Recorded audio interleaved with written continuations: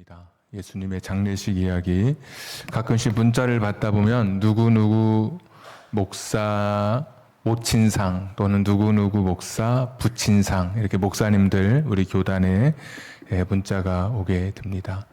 어떤 경우는 이런 경우도 있습니다. 가슴 아픈 경우인데 누구누구 목사 자녀상 그러면 모친 또는 장인 장모상 빙부 빙모상 이런 때보다 자녀상 그렇게 되면 도대체 어떤 일이 있었는지 이제 궁금해지게 되고 그 지역에 사는 목사님에게 도대체 어떤 일이 있어서 자녀가 먼저 세상을 떠나게 됐는지 안타까운 마음에 묻게 되고 마음이 더 이렇게 가게 됩니다. 네, 이런 경우도 있었습니다. 누구누구 목사 본인상 이런 먼저 세상을 떠난 이제 목사님도 소천하셔서 그런 경우도 있으셨고요. 오늘 예수님의 장례식 이야기인데 요즘 표현으로 하자면 예수님 이제 본인상입니다. 본인상. 당시 유대의 장례 문화를 따라서 바위를 판 곳에 석회석으로 되어 있어서 바위가 그래도 파면 동굴처럼 파여지는 그런 구조여서 인공적으로 동굴을 파서 그 안에 무덤을 마련해 놓는다든지 또는 자연적으로 동굴이 형성된 곳을 조금 더 확장시켜서 한다든지 이런 무덤에 바위 무덤에 예수님께서 예수님 본인이 장례의 주객이 되어서 오늘 장례식을 치르는 그런 날입니다. 자, 43절에 보시면 이제 아리마대라고 하는 지역에 살았던 요셉이라는 사람이 예수님의 시신을 인도해 달라고 예수님의 시신을 내게 주십시오라고 하는 거기서부터 오늘 장례가 시작됩니다. 로마의 총독 빌라도에게 예수님의 본문대로 하면 시체를 이제 요구하게 되죠. 시신을 요구하게 됐을 때 빌라도의 반응이 벌써 이런 반응이 나옵니다. 43절에 44절 빌라도는 예수께서 벌써 죽었을까 하고 십자가의 죽음은 보통 이틀에서 3일 정도는 간다고 합니다. 그러니까 죽음의 그 극한에 달한 고통을 이틀, 3일 계속해서 고통스럽게 하는 것이죠. 죽고 나면 부패된다든지 또 새에 들짐승의 먹이가 된다든지 이제 그렇게 해서 비참하게 죽음을 맞이하게 되는 장면입니다. 근데 아리마대 사람 요셉이 시체를 달라고 이야기했을 때 빌라도가 채 얼마 되지 않았는데 시간적으로 따지면 금요일 오후 3시에 예수님께서 십자가에 죽으셨고 안식일은 금요일 저녁 6시에 시작합니다. 그러면 불과 얼마 되지 않은 그래서 오늘 42절에 저물었을 때라고 하면 보통 한 4시 이렇게도 이야기하면 아마 한 2시간 정도밖에 남지 않았기 때문에 되게 급하게 아마 물었을 것이고 그렇게 보면 빌라도가 생각할 때 예수님께서 너무 자기 평소에 십자가의 사형을 언도할 때에 비하면 너무 빨리 예수님께서 이제 세상을 떠나셨기 때문에 백부장에게 언제 세상을 떠났는지 언제 죽었는지 물어보고 그리고 백부장이 또 확인을 하고 그리고 나서 예수님의 시신을 이제 아리마대 사람 요셉에게 내어줍니다. 그리고 좀 더 읽어보니까 그 시신을 어떻게 수습하냐면 세마포를 사서 산 세마포 어디서 빌려온 것이 아니라 묵혀두었던 것이 아니라 세마포를 얼른 사와서 그 세마포에 예수님의 시신을 내려서 세마포로 싸고 그 다음에 세마포 시신을 바위 무덤에 안치하고 그다음에 돌로 무덤의 입구를 막고 그것을 지켜본 그 무덤까지 찾아온 사람들이 이제 등장하는 여인들이 마지막 그것을 지켜보는 장례의 일정을 굉장히 이제 자세하게 기록해 놓고 있습니다. 왜 이렇게 장례 일정이 자세하게 장례의 과정이 기록되었을까? 사실이기 때문에 예수님께서 실제로 몸으로 죽으신 것이 실제였기 때문에 실제 일어난 일이었기 때문에 이렇게 자연스럽게 일반 사람이 죽었을 때 장례를 치르는 그 과정을 그대로 여기에 기록해 놓고 있는 것입니다. 예수님이 부활하시고 나서 사람들이 부활을 숨길래야 숨길 수 없게 되자 했던 시도 중에 하나가 예수님의 죽음을 가짜로 몰아가기 시작했습니다. 진짜 죽으신 것이 아니라 잠깐 혼수 상태에 빠졌는데 그 시신을 빼돌려서 다시 치료받게 해서 살아났다든지, 아니면 예수님이 죽음에 이르는 연기를 그럴싸하게 해서 사람들에게 죽은 것처럼 보이게 해서 그랬을 뿐이지 어떻게 죽은 사람이 다시 살아나느냐, 부활을 없앨 수 없는 일이 될 정도로 부활의 증인이 많았기 때문에 할 수 있는 것은 예수님의 죽음을 거꾸로 부정하는 것이었습니다. 그런데 오늘 마가를 통해서 기록되어진 이 장례의 자세한 그 기록 하나하나는 예수님의 죽음이, 그래서 오늘 이 말씀의 핵심이 확실한 몸의 죽음, 이게 한마디로 표현하자면, 주제가 있다면 확실하게 몸으로 죽으신 것을 오늘 이 성경 기록을 통해서 마가가 이제 정확하게 표현해내고 있는 것입니다. 그러고 봤더니 43절에 중간에 예수의 시체라는 말을 쓰죠. 45절에 요셉에게 시체를 내주는지라. 46절에 요셉이 세마포를 싸서 예수를 내려다가 할 때, 예수를 내려다가 이게 대명사가 원래 쓰여져 있는데 그 윗절을 받아서 시체가 되신 죽으신 예수를 내려다가, 이런 의미가 되는 것이죠. 이제 의미적으로 시체가 3번이나 계속 쓰여질 정도로, 그러니까 예수님의 몸이 이미 죽으셨다고 하는 것을 확실하게 기록해 놓고 있습니다. 그래서 히브리서 2장 9절에는 예수님께서 가짜로 죽음을 연기하시거나 기절이나 혼수 상태에 빠졌던 것이 아니라 하나님에 의해서 우리를 위한 죽임을 당하셨다라고 기록하고 있고, 수많은 사람들이 고백하기를 십자가에 못 박혀 죽으시고 장사한 지 사흘 만에, 이걸 고백하는 거죠. 장사되었다. 장례, 본인상으로 3일의 장례를 치르셨다라고 하는 것을 그 사도신경 신앙 고백 속에 이 확실한 몸의 죽음을 우리가 고백하고 있는 것입니다. 이것이 예수님께서 죽으신 금요일의 이야기였습니다. 자, 16장 1절에 보시면 안식일이 지남에 그랬습니다. 여인들이 등장하게 됩니다. 이것은 이제 토요일입니다. 금요일 저녁부터 토요일 저녁까지 안식일이 되었고, 토요일 저녁부터 안식일이 끝난, 그러니까 우리가 흔히 말하는 이제 금요일에 예수님이 십자가에 달려서 무덤에 장사되었다면 16장 1절은 토요일의 이야기입니다. 16장 1절은, 그러니까 토요일은 복음서에 있어서 가장 어둡고 긴 침묵이 있는 그런 시간입니다. 금요일만 하더라도 예수님께서 십자가에 못 박히시면서 금요일 날 예수님의 목소리를 들을 수 있는 시간이었습니다. 고통 중에 저 사람들을 용서해 달라고도 예수님 말씀해 주셨고, 또 어머니를 부탁한다고도 이야기해 주셨고, 고통 속에 목마르다라고도 말씀해 주셨고, 다 이루었다라고도 말씀해 주시면서 십자가상에서 7마디 말씀을, 가상칠언이라고 하는 말씀을 해 주셨습니다. 금요일은 그런 날이었습니다. 그리고 금요일은 고통 중에 일그러진 예수님의 모습을 그래도 볼 수 있는 그런 날이었습니다. 근데 토요일은 장사되어서 무덤에, 우리 표현으로 하자면 땅에 다 묻어놓은 상태, 이미 포크레인으로 땅을 다 다져서 봉분을 세워놓은 상태.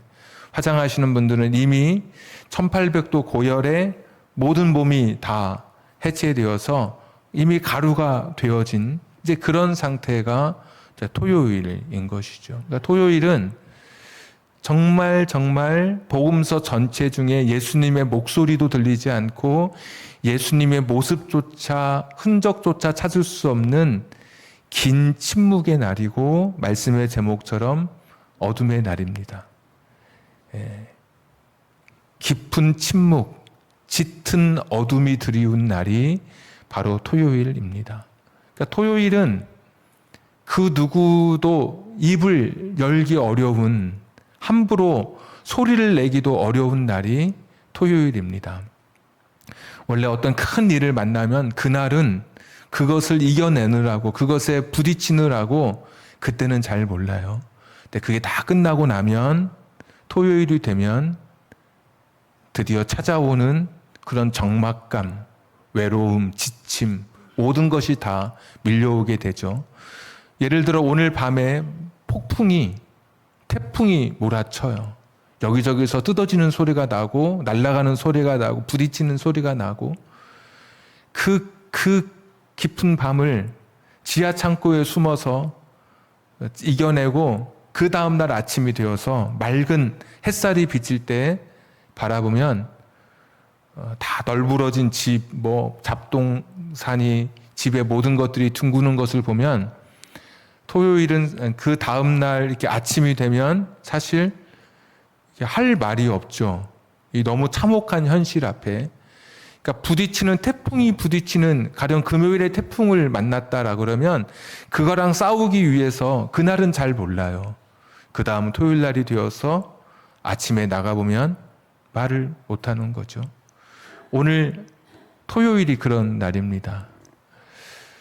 금요일에는 예수님의 그 십자가 고통을 보면서 막 울부짖고 견딜 수 없는 슬픔을 토해내고 말할 수 없는 그런 아픔 속에 금요일을 보냈는데, 토요일 장례가 다 이제 마치고 집으로 돌아온 토요일은 감히 누구도 입을 열기 어려운 그런 날인 것이죠.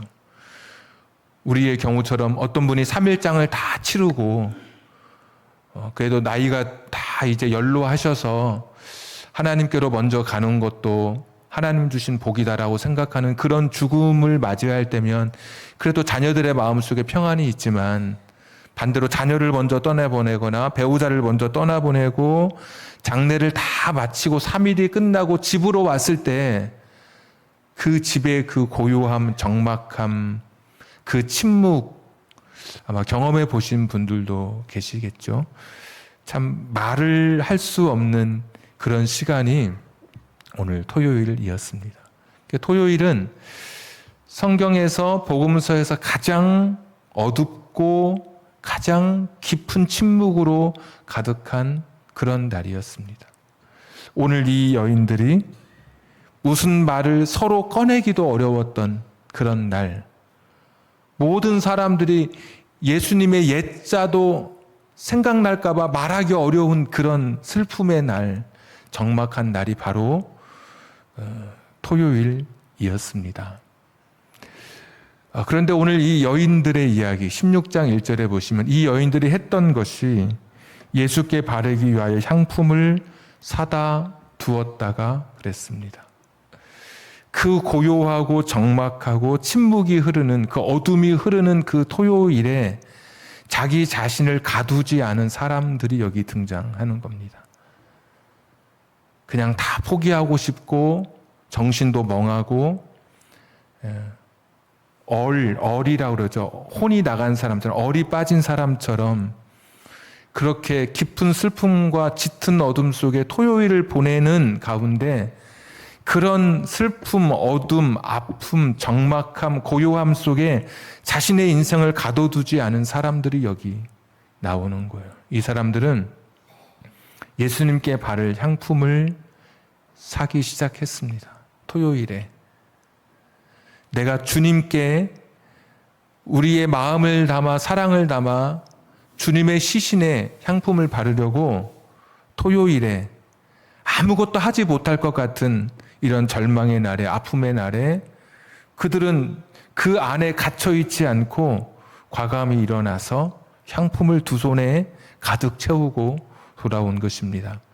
요한복음 19장에 보면 니고데모라고 하는 또 다른 예수님의 제자로 불렸던 그 바리새인이 30kg 정도 되는 향품을 가지고 왔습니다.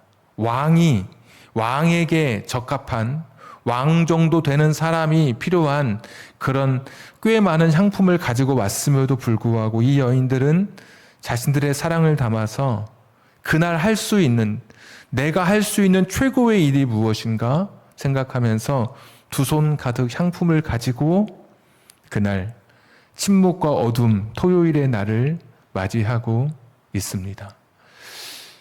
그냥 모든 것이 끝났다고 해서, 모든 것이 다 사라졌다고 해서 절망과 어둠 속에 그냥 자기 자신을 놓아두지 않고 저 벽장 속 깊은 습기 쾌쾌한 곳에 자신의 인생을 처박아 두지 않고 과감히 커튼을 열고 창문을 열고 두 손 가득 향품을 가지고 그들은 토요일을 보내고 있었던 것입니다. 그러고 보면 금요일에도 모든 사람들이 다 절망하고 지치고 무너져 있는 그 순간에 용기를 가졌던 사람이 있더라고요. 아리마대 사람 요셉. 43절에 아리마대 사람 요셉이 와서 당돌이 빌라도에게 들어가 당돌하게 용기를 낸 것이죠. 요한복음 같은 데 보면 자기를 이제 드러내요. 내가 예수님의 제자였습니다 라면서 자기를 드러내요. 예수님이 십자가에 죽으셔서 장사되는 그 금요일에도, 그 슬픔의 시간에도 아리마대 사람 요셉은 용기를 가지고 자기 두 손에 용기를 쥐고 앞의 길을 헤쳐가기 시작하고, 토요일의 여인들은 두 손 가득 향기 나는 향품을 채운 채 침묵과 절망의 시간을 지내고 있더라고요. 혹시 오늘 예배드리는 저와 여러분의 시간 속에 금요일 같은 삶을 혹시 보내는 분이 계십니까?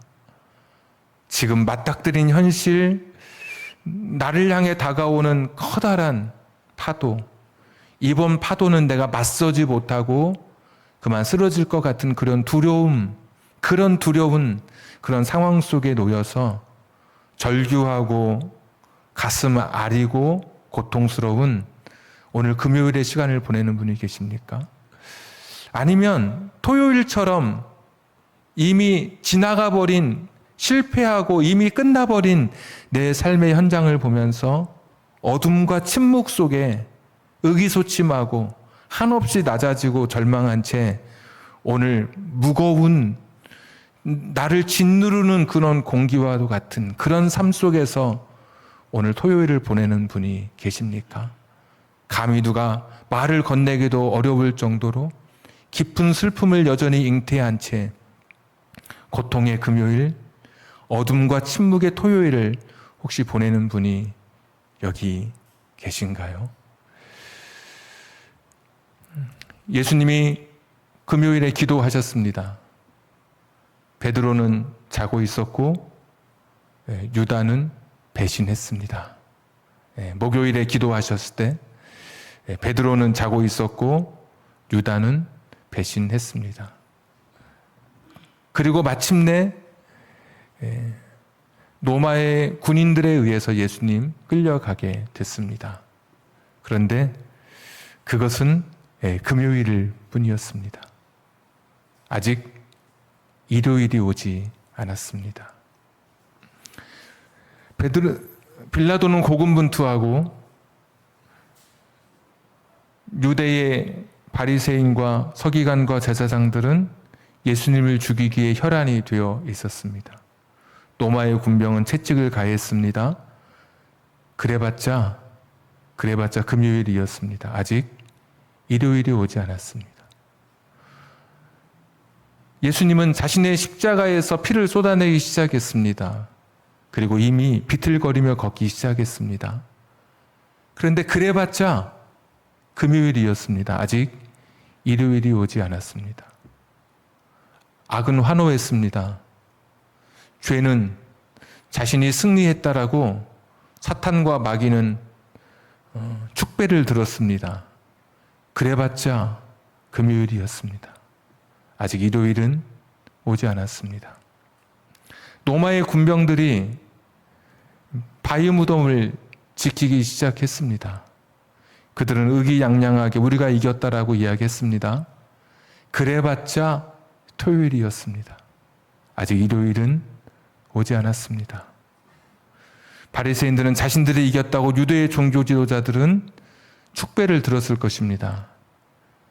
보시다시피 토요일일 뿐입니다. 아직 일요일은 오지 않았습니다. 16장 2절 말씀, 안식 후 첫날 매우 일찍이 해 돋을 때 드디어 일요일이 되었습니다. 우리가 주일이라고 표현하지만 그냥 일요일로 제가 말씀드리겠습니다. 안식 후 첫날 드디어 일요일이 되었을 때 찬란한 태양이 떠오를 해가 돋는 그때 이 여인들은 인간의 말로 표현할 수 없는 커다란 비침을 받습니다. 어둠은 사라지고 광명이 자신들의 삶을 채웠습니다. 슬픔은 사라지고 기쁨이 자신의 인생들을 감싸기 시작했습니다. 놀람, 환희, 말로 표현할 수 없는 엄청난 영광에 사로잡히는 위로, 용기를 얻는 날이 바로 일요일이었습니다.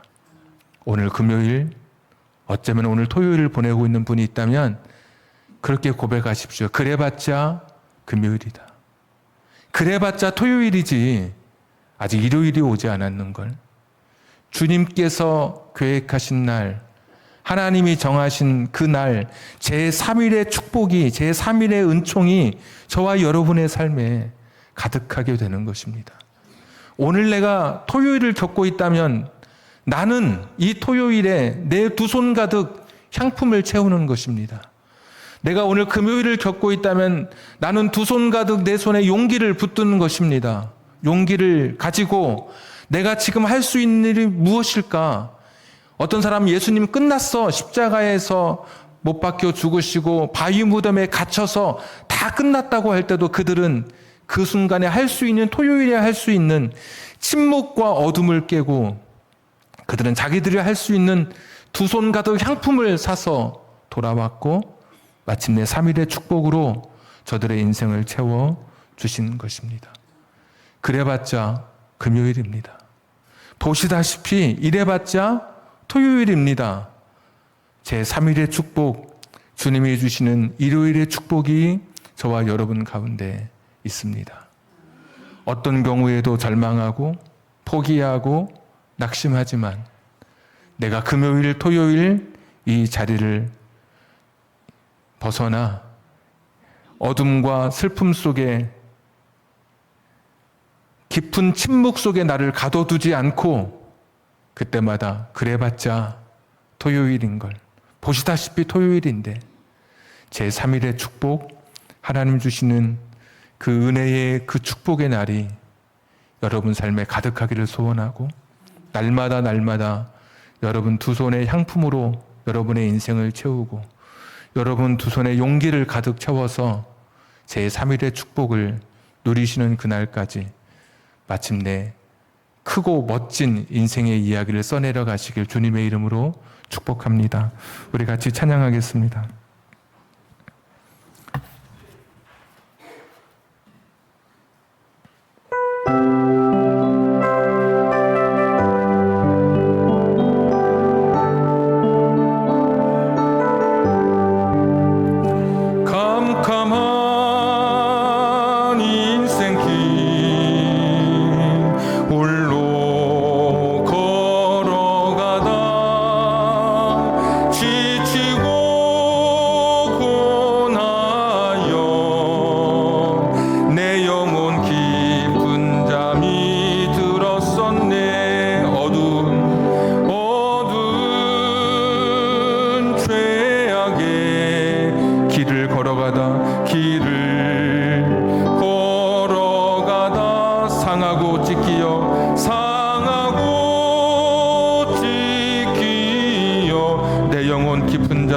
내 영혼 깊은 잠이 들었었네.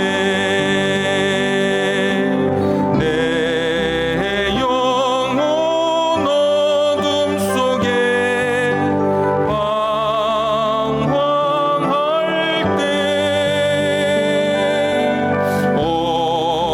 어디선가 들려오는 주님 음성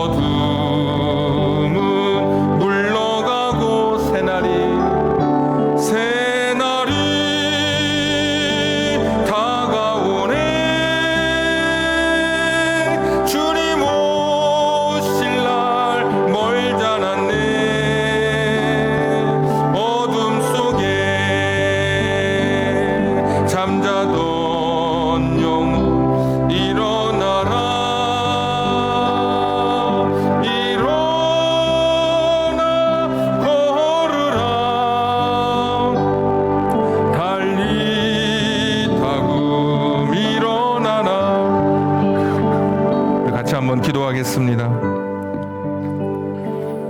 자녀의 문제 때문에, 육체적인 질병 때문에, 경제적인 어려움 때문에, 인간관계 깨어진 문제 때문에 지금 토요일에 시간을 보내는 분이 계십니까? 금요일에 시간을 보내는 분이 계십니까? 그래봤자 금요일입니다. 그래봤자 토요일입니다.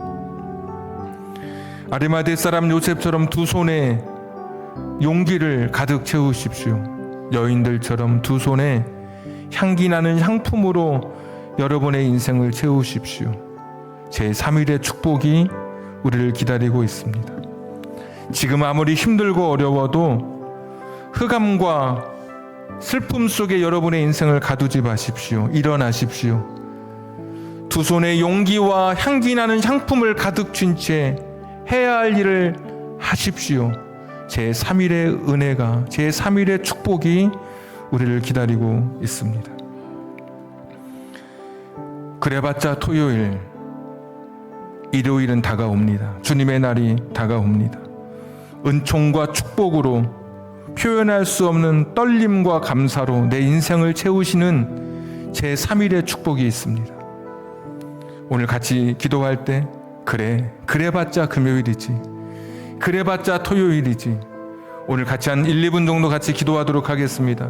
전능하시고 자비로우신 아버지 하나님, 오늘도 주 앞에 엎드렸습니다. 주님 불쌍히 여겨주시기를 빌고 원합니다. 주님 긍휼히 여겨주시기를 빌고 원합니다. 그래봤자 금요일인데, 그래봤자 토요일인데 두 손에 용기를 주게 해 주시옵소서. 두 손에 향기 나는 향품으로 토요일의 인생을 채우게 하여 주시옵소서. 그래서 주일날, 일요일 제3일에 주시는 축복을 경험하게 하여 주시옵소서. 그들은 아무리 그래도 토요일인 것을 모르고 있는데, 일요일이 다가오고 있는데 하나님 무너지지 않게 하여 주시옵소서. 절망하지 않게 하여 주시옵소서. 좌절하지 않게 하여 주시옵소서. 주님 축복으로 가득 채워지는 이날 되게 하여 주시옵소서. 거룩하시고 자비로우신 아버지 하나님이시여 도우시옵소서. 그래봤자 금요일, 그래봤자 토요일, 주님 주시는 축복으로 가득한 인생 되게 하여 주시기를 오 주님 빌고 원합니다. 전능하시고 자비로우신 아버지 하나님이시여 일요일의 축복으로 덧입혀 주옵소서. 그때까지 포기하지 않게 하여 주시옵소서. 슬픔 속에 내 인생을 방기하지 않게 하여 주시옵소서. 좌절 속에 내 인생을 방치하지 않게 하여 주시옵소서. 안식 후 첫날 일요일이 되는 그날에 내 인생을 비춰주실 그날을 보게 하여 주시옵소서. 그 은총을 경험하게 하여 주시기를 빌고 원합니다. 여호와 자비로우신 아버지 하나님이시여 도와주시기를 빌고 원합니다. 여호와 자비로우신 아버지 하나님 다시 일어서게 하여 주시옵소서. 주님 용기를 내게 하여 주시옵소서. 주님 긍휼히 여겨 주시옵소서. 주님 도우시기를 빌고 원합니다. 하나님 일어나게 하여 주시옵소서. 멈추지 않게 하여 주시옵소서. 그래봤자 금요일 토요일인 것을 일요일의 축복을 바라보며 설 수 있는 인생들 되게 하여 주시기를 빌고 원하옵나이다. 말씀 도와주시옵소서. 일어나라 죄악의 잠자던 영혼아 달리다금 깨어라. 달리다금 깨어라. 일어나 걸으라. 일어나 걸으라. 어둠은 물러가고 새날이 다가오네. 주님 오실 날 멀지 않았네. 어둠 속에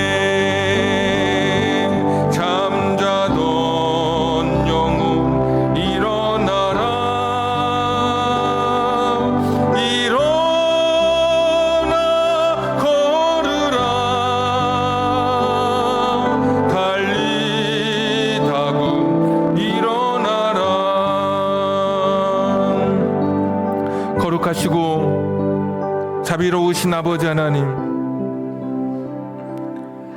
아무리 힘들고 어렵고 눈물나고 고통스러운 금요일, 토요일이라 할지라도 어둠은 물러가고 곧 새날이 밝아올 터인데, 그래봤자 금요일, 그래봤자 토요일일 터인데, 두 손에 용기를 쥐고 두 손에 향기나는 향품을 가득 쥔 채 침묵과 어둠의 날을 이겨가게 해 주옵소서.